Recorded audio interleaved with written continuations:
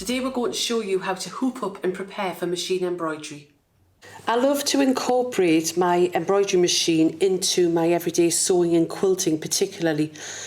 And people are a little bit frightened about what interfacings to use in their embroidery hoops. Now there are two different interfacings that you can use. The most economical one is the Vlieseline stitch and tear. It literally does what it says on the box in so much as you stitch onto it and you can tear it away. The other product is the Vlieseline H250, which is actually a fusible product that you iron onto the reverse of your fabric. But the way I'm going to show you now is how to hoop up with your stitch and tear, and then we're going to look at incorporating other interfacings. So if, for example, like this quilt here, you wanted to use the embroidery machine to quilt, then I'm going to show you how to do that. So all of the embroidery hoops will come in two parts. They may have different securing fixings and they may be different how they're fitted onto the machine. Some slide in like this one and others have lugs. If you separate them and then you just want to have the hoop so it is slightly open, get yourself a piece of the Vlieseline stitch and tear which is slightly larger than this hoop, and then you're going to pop the inner part of the hoop inside. Now it's preferable to do this on a flat surface, a nice flat firm surface, and the only thing you have to be really careful of when you're using the stitch and tear is that you can't tug it. Now you can also add in your fabric at this stage, and so I'm going to show you how to do that. So you could get your piece of fabric. So I'm going to take this out. So what you would do is you'd hoop up your stitch and tear and your fabric at the same time and pop it in. So it's exactly the same process as before, but this time just make sure that when you're pulling it's just your fabric, because we want no creases or puckers, and it's not the stitch and tear that you're pulling because it will tear. Once you've done that, you're then going to hand tighten it, and then what I do advise is that you get the screwdriver that comes with your machine and tighten it with the screwdriver.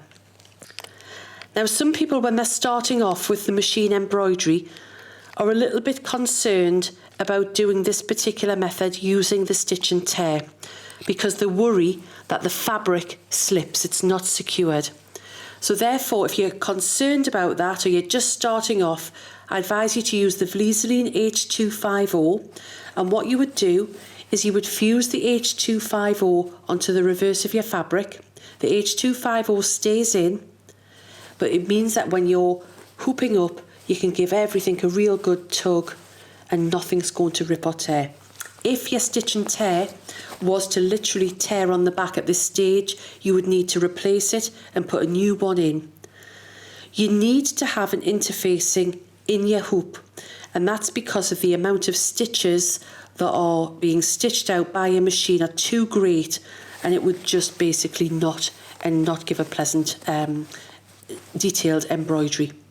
So another technique that I like to use, particularly if I'm wanting to incorporate some applique and I want a little bit of body, are different interfacings and waddings, but I use the floating method. Now the best wadding that I use is the Thermolam.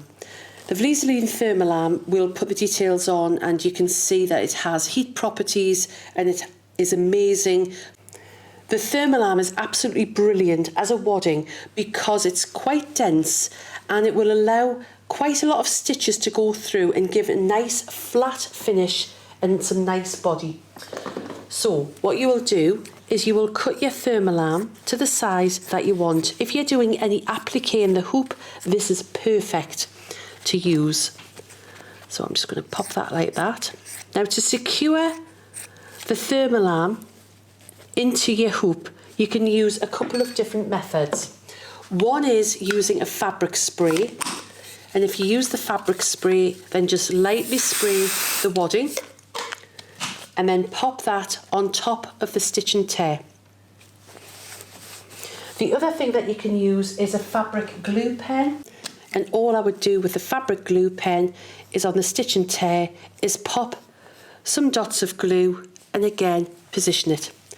Now some of the machines on the market will have a basting stitch, or if you're designing yourself you can build that basting stitch in, and that will just give an extra security to the Thermolam. But what we've just done there is ideal. You're then going to lay your fabric on top. So again, using the same technique, either a little bit of spray or the glue pen, and you can pop your fabric on top. And then we're set nice and smooth, ready to stitch out.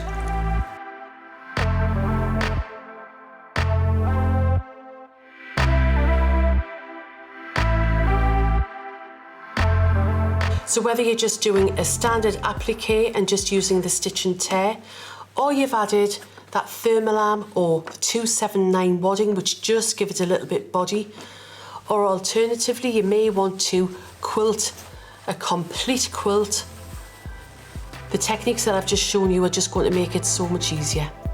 As you can see, Vlieseline has a wide range of products, each with different properties and benefits for your projects. You can view the whole range on the Vlieseline website, where you can download the brochure, which has detailed information on all of the products across our 4 categories. You can also join the conversation with us on our Facebook page, Creative Community Group and Instagram. All of the details are below.